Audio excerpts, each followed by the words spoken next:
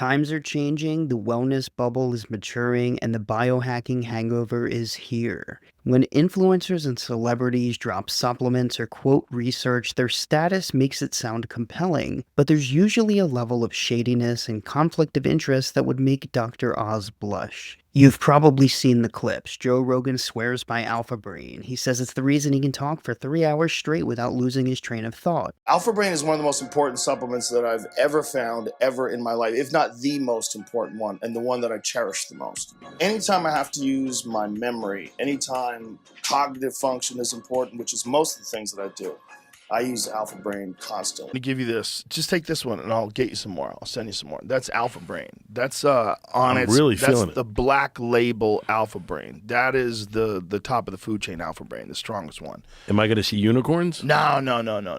It helps memory. Okay. It's really good for memory, and it's really good for focus. It gives you like a little extra juice mentally.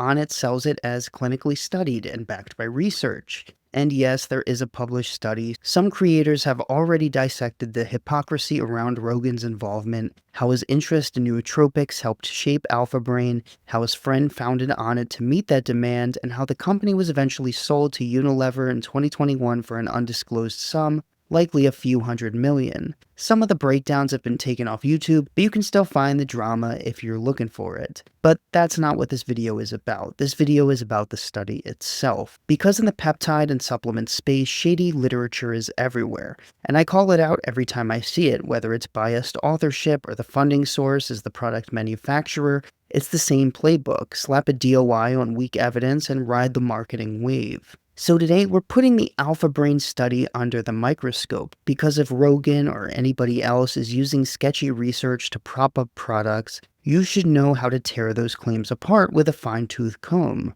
Alpha Brain, for the uninitiated, is a caffeine-free nootropic from Onnit that promises better memory, focus, and mental clarity. Basically, your brain on beast mode. It blends compounds like Alpha-GPC, L-theanine, and huperzine A to try and boost acetylcholine and get you into that quote-unquote flow state. The brand got a massive lift from Rogan's Joe Rogan Experience, and in 2021, Onnit was acquired by Unilever. So we're not talking fringe supplements anymore. This is big money, big marketing, and just enough science-y jargon to pass a sniff test if you're not looking too closely. So let's get into it. A randomized, double-blind, placebo-controlled, parallel group efficacy study of Alpha Brain administered orally. Cool. That means we've got an Alpha Brain group and a placebo group, randomized and double-blinded, so neither the researchers nor the participants know who's getting what, standard so far. Parallel group just means participants stay in their assigned groups the whole time, no crossovers. Totally fine, but not something you usually need to throw into a title unless you're trying to pad the length. An efficacy study? That's where we raise the first eyebrow. Efficacy of what exactly? Because in supplement and nootropic land, efficacy can mean anything from better memory to just feeling kind of subjectively sharper. So as we go through this paper, we're going to need to pay attention to what exactly they're calling a successful outcome. Next up, let's peruse over the institutions involved: the Boston Center for Memory, the Memory Clinics in Vermont, Onnit Labs, Boston University, Williams College in Williamstown. So far looks solid. The authors listed include several names with backgrounds in neuropsychology, clinicians, and scientists who seem overall legit. But since this is a branded supplement study, we need to check the funding and disclosures before we go deeper, and surely enough, the lead author was compensated by Onnit. The study was sponsored by a grant from Onnit, and the lead author is not just a researcher, but technically a consultant. So yeah, some immediate red flags. When the company that makes the pill is also paying for the study and the lead researcher lists them as a client,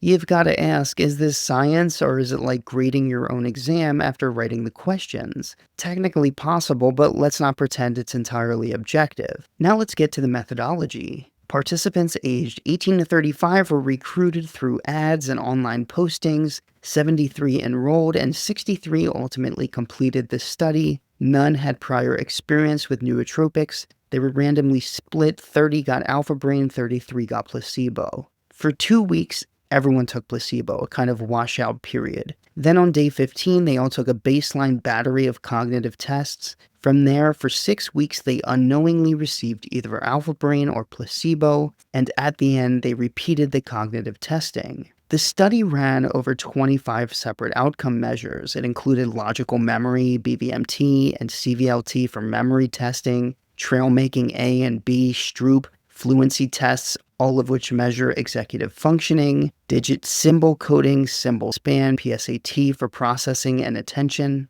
plus things like the Epworth Sleepiness Scale and dream questionnaires. So out of all those, only 2 showed statistically significant improvement: CVLT, long delay, which indicates delayed verbal memory improvements, with a p-value of less than 0.05, and trail making test B, a measure of cognitive flexibility, also statistically significant with a p-value of less than 0.05. Everything else, the other 23 plus metrics, showed no difference between alpha brain and placebo. So what does statistically significant actually mean? Basically, it means the results probably didn't happen randomly if you're only testing one thing. The typical cutoff is a p-value less than 0.05, so less than a 5% chance of a fluke. But they didn't test one thing, they tested 25. And when you run that many tests, the odds of finding at least one significant result just by random chance alone is high. With just 20 tests, the chance of finding one that is statistically significant is 64%. When you bring that number to 25, there's a 76% chance something will hit a p-value of less than 0.05 even if the product does nothing.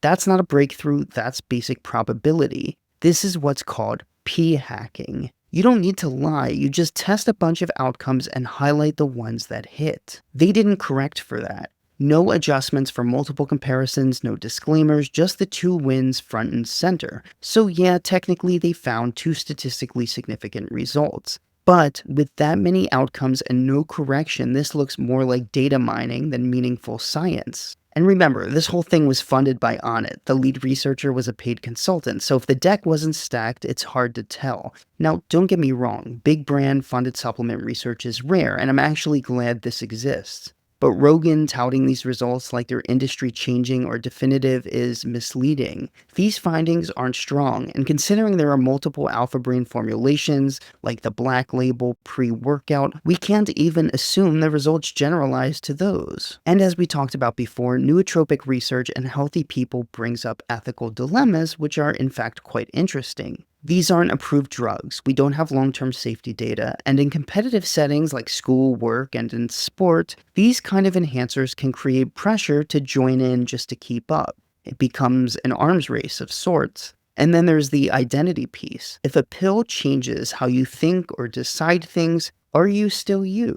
Some people think it messes with authenticity in ways we haven't fully thought through. Of course, these points are all debatable, but they're worth bringing up. Anyway, I don't think you'll be shocked to hear this study isn't especially strong or particularly promising, but I do think it's a great place to start a series breaking down hyped up products and seeing what the data actually says, which I guess anyway is pretty much the essence of this channel in the peptide space. If you like this video, hit subscribe and drop a like. It's the best way to support a small evidence-based YouTube buddy. And if you want to go deeper or help support the work, the Patreon link is below. Thank you for watching. I hope you have a great day. See ya. Cut to the chase, evidence-based. Pull up a chair, let's get this straight. Peptide buddy, he's your peptide buddy.